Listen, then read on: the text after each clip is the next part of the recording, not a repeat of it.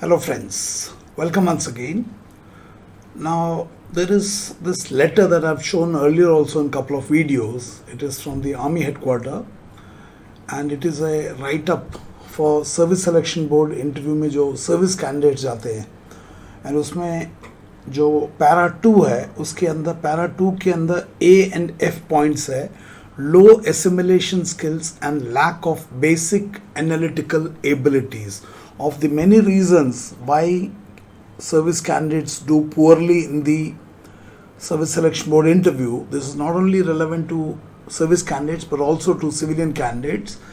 उसमें बहुत सारे कारण दिए हुए हैं पैरा 2 में, and 2A and 2F are low assimilation skill and lack of basic analytical abilities. ये दोनों factor 1 के qualities हैं, that is factor planning and organizing, that is IQ से रिलेटेड, आपकी बुद्धि से रिलेटेड है.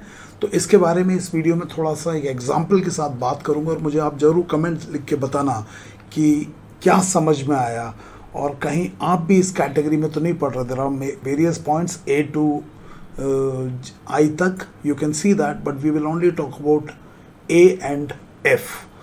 उससे पहले I request you to kindly subscribe to this channel if you not already done, because मैं वीडियोस का रेट्स को बढ़ाया हुआ है, हफ्ते में 2 से 3 बना रहा हूँ, तो you will get instant notification.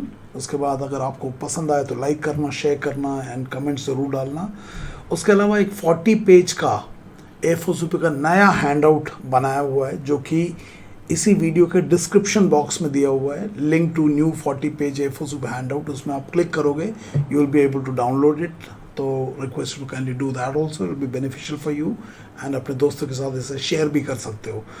So analytical skills का अगर डेफिनेशन बोला जाए तो analytical skill is the ability to deconstruct information into smaller categories in order to draw conclusion. किसी भी बड़े प्रॉब्लम को ब्रेक करके उसको छोटे कंपोनेंट्स में पार्ट में डिवाइड करके एक कंपोनेंट का दूसरे कंपोनेंट के ऊपर क्या इंटरडिपेंडेंस है, how one is affecting the other, cause effect format में, ये इस चीज़ की समझ, it is an intellectual skill जिसको कि हम क्रिटिकल थिंकिंग स्किल्स भी बोलते हैं या एनालिटिकल स्किल्स भी बोलते हैं.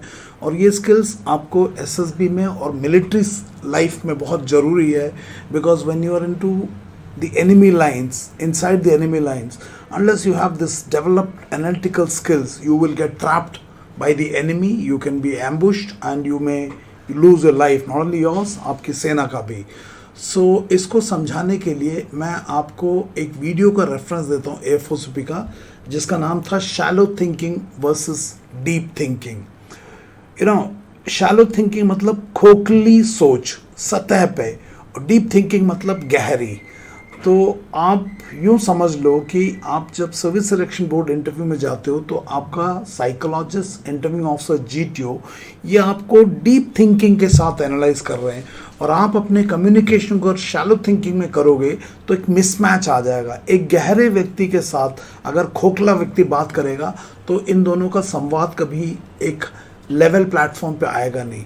तो आपको अपनी सोच में डेप्थ लाना पड़ेगा, क्योंकि जब तक आप शैलो थिंकिंग से अपनी तैयारी करोगे आपको सही गलत का डिस्क्रिमिनेशन नहीं होगा. शैलो थिंकिंग से जब आप कम्युनिकेट करोगे तो आपके कान के पर्दे बजा लोगे इंटरव्यूइंग ऑफिसर, साइक और GTO के, लेकिन आपको उनके दिमाग की बत्ती जलानी है.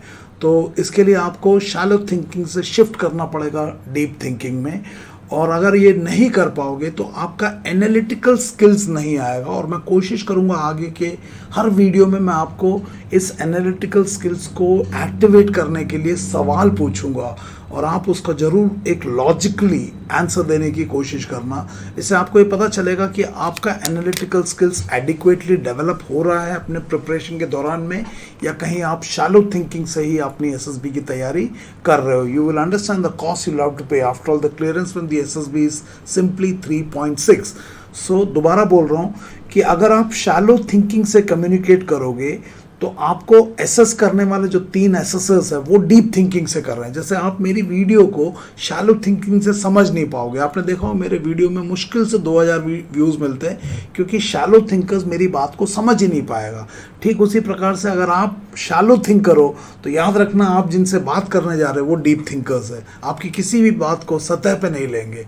तो ये बात समझ में आया तो जरूर वीडियो में कमेंट लिख के बताना कि what have you understood from shallow thinking and deep thinking, सोच में गहराई, है ना। आप YouTube में जाके 300 से ज़्यादा एपिसोड वीडियो है, देखना, they are all deep thinking videos, nothing is shallow thinking. That's why आपको पता चलेगा उसमें व्यूज़ भी नहीं मिल रहे। क्यों नहीं मिल रहे?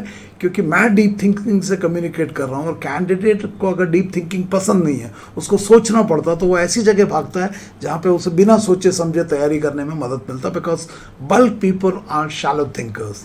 तो मुझे ज़रूर बताना क्या समझ में आया। नाउ इसको एग्जाम्पल के लिए इस पिक्चर को देखो, TAT के, observe carefully, number of characters, the gender, the age, the mood, the environment in which they are communicating, look at the dress the characters are wearing.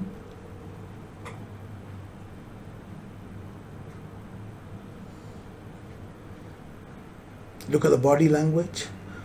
So इस picture को दिखाने के बाद जब आपसे पूछा what led to the situation, what is currently happening and what is the final outcome, 30 second के बाद ये पिक्चर फिजिकली निकल जाएगा आपके सामने, लेकिन ये पिक्चर आपके अंदर, you know, through your eyes this would have gone. अब आप इस पिक्चर को शैलो थिंकिंग से परसीव कर रहे हो या डेप्थ से, that will determine how you correlate various dimensions or various aspects of this picture. And वो हमें कैसे पता चलेगा? जब आप इसके ऊपर रिस्पॉन्स लिखोगे तब पता चलेगा कि आपने इसको डेप्थ में समझा है या शैलो के साथ। तो for the purpose of definition, shallow thinkers की खासियत कैसे होता है? Shallow thinkers do not think beyond the immediate and observer.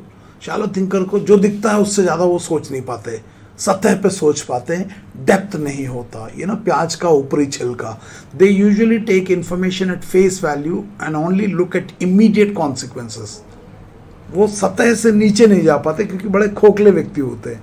Next is shallow thinkers are not capable of looking at all sides of an issue or think deeply about the issue before making decisions or drawing conclusion, and they typically believe they are right. Shallow thinkers के साथ problem क्या है? वो इतने खोखले व्यक्ति होते हैं कि मूर्खों का कि अलग ही लेवल का कॉन्फिडेंस होता है, उन्हें सही गलत की परख नहीं होती, तो शैलो थिंकर्स को लगता है वो हमेशा सही भी है। इन लोगों को ट्रेन करना भी बड़ा मुश्किल हो जाता है, और इन्हें बेवकूफ़ बनाना आसान है बट इन्हें ट्रेन करना मुश्किल है, क्योंकि ये अपने बिलीव्स के अंदर ही उलझे रहते हैं। उन्हें लगता है मैं तो सही हूँ, मैं तो फन्ने खाऊँ, है ना। Shallow thinkers also believe that the opinions based on deep thinking. Shallow thinkers का एक और प्रॉब्लम क्या है? वो सोचते शैलो है लेकिन मानते हैं कि बहुत डीप थिंकर्स है। इसके कारण उन्हें एक भ्रम रहता है कि मैं तो बहुत ही काबिल व्यक्ति हूँ, जबकि वास्तविकता में ऐसा नहीं होता। Because they genuinely believe that their opinion is based on truth and facts. Now, इसी shallow thinking के इस definition को समझते हुए एक कैंडिडेट का रेस्पॉन्स देखेंगे। सर्विस का अपना TGC का कैंडिडेट है, 5-6 बार SSB गया हुआ है। इस पिक्चर के ऊपर देखेंगे और आपको क्लियरली एक खोखलापन दिखाई देगा। क्या आप भी खोखलेपन के साथ लिखते हो? अगर आप किसी कोचिंग के बताए हुए 30 टेम्पलेट प्रीफिक्स, अगर ऐसा है तो ऐसा बढ़ा देना, 30-25 से करते हो तो आप शैलो थिंकिंग कर रहे हो, क्योंकि हम चाहते हैं आप कैसे सोचते हो उस सोच को दर्शाने के लिए, लेकिन आपने किसी कोचिंग के 30 टेम्पलेट्स को लिख दिया तो आप शैलो थिंकिंग में फंस जाओगे। याद रखना, ये मनोवैज्ञानिक टेस्ट है, इसको टेस्ट करने वाला, इसको जो इंटरप्रेट करने वाला वो इंग्लिश की मरियम मैडम नहीं है, ही और शी इज़ अ साइकोलॉजिस्ट, मनोवैज्ञानिक है, तो आप फंस जाओगे शैलो थिंकिंग में। तो ये रिस्पॉन्स है, एक सैम्पल रिस्पॉन्स मैं पढ़ूंगा और मैं कुछ सवाल पूछूंगा और आपसे उसके ऊपर कमेंट्स मांगूंगा, और आप बताना क्यों ये शैलो थिंकिंग है या क्यों ये डेप्थ थिंकिंग में है, और क्यों ऐसे लिखने के बाद इस कैंडिडेट को और हर उस कैंडिडेट को जो इस तरह की कहानियाँ लिखता है आपको लगता है कि साइक आपको रेकमेंड कर देगा। याद रखना, क्लियरेंस इज 3.6। ये साइकोलॉजिकल टेस्ट का एक सबसे बड़ा पंगा ये है कि the psychologist does not interact with you, he simply reads your stories and makes your personality profile। तो आप अगर उल्टा पुल्टा लिखोगे वो आपसे आके क्लैरिफिकेशन नहीं लेगा। इंटरव्यूइंग ऑफिसर 100% क्लैरिफिकेशन ले सकता है, GTO एटलीस्ट थोड़ा बहुत पार्शली इंटरवीन करता है और आपको मौका भी मिलता है कमांड ट्रांसफर में। यहाँ पे it is non interactive and non intervention test, वो खतरा है। तो I hope you are understanding. मुझे साइकोलॉजिकल टेस्ट में इतना मज़ा आता है, इतना डेप्थ है इसमें, अनलाइक इन द जीटीओ, है ना। जीटीओ में ऐसा नहीं कि जीटीओ टेस्टिंग अच्छा नहीं है, लेकिन इस टेस्ट का, साइकोलॉजिकल टेस्ट का depth is phenomenal as compare to GTO. GTO है इज ओन स्ट्रेंथ, ऐसी बात नहीं है, because of group dynamics, but this is too powerful. So जरूर अपना कमेंट लिखना। So this is the story, let's read it. Soham has got selected as MD in Tata Consultancy Services. So ये जो शायद खड़ा है ये सोहन है, and he got selected as MD in TCS, Managing Director as TCS. TCS अगर Tata Consultancy Services है, it's a IT service, and look at the office setting. And office setting में क्या इंडिकेटर्स है कि दिस इज टीसीएस का MD के office का बाहर का सीन है। फिजिकल फाइल्स पड़ा हुआ है, एमडी लिखा हुआ है। मुझे बताना, why have this candidate arrived at this place as TCS का एमडी के ऑफिस का बाहर का। मुझे बताना क्या ये कनेक्ट हो रहा है या कुछ मिसिंग है, बताना। And it is his first day, और आज टीसीएस में एमडी साहब का पहला दिन है। एमडी सीधा एमडी सेलेक्ट हुआ और पहला दिन है, और एमडी अपना बस्ता लेके, ब्रीफ केस लेके घूम रहा है। When he entered his office, जब Sohan entered his office, that is MD के ऑफिस में, the receptionist lady directed the way towards his own. तो रिसेप्शनिस्ट ने उंगली से रास्ता दिखा दिया कि एमडी साहब इधर से चले जाओ। When he entered his office, जब MD ऑफिस में एंटर हुआ, he found that all the switches were on and lights and fans were running. तो TCS के MD ने देखा कि उसके ऑफिस के सारे स्विच ऑन थे और फैन चल रहे थे। He कुछ लिख के काटा है, ordered the receptionist लिखा, उसको काट दिया, फिर लिखा he switched off the lights and called the lady and told and warned about wasting the resources. तो एमडी ने स्विच ऑफ किए, लाइट ऑफ किए, और रिसेप्शनिस्ट को अंदर बुलाया और उसे वार्निंग दिया कि ये लाइट और बिजली रिसोर्स है, इसे वेस्ट ना किया जाए। And she learn the lesson, और रिसेप्शनिस्ट लेडी वो एक पाठ सीख लिया उसने। She learn the lesson and about the utilization of resources in effective manner, और उसने रिसोर्सेस को इफेक्टिव तरीके से यूटिलाइज करने के लिए सीख लिया। So this is a story written by a TGC candidate, यानी कि एक इंजीनियर ने लिखा है।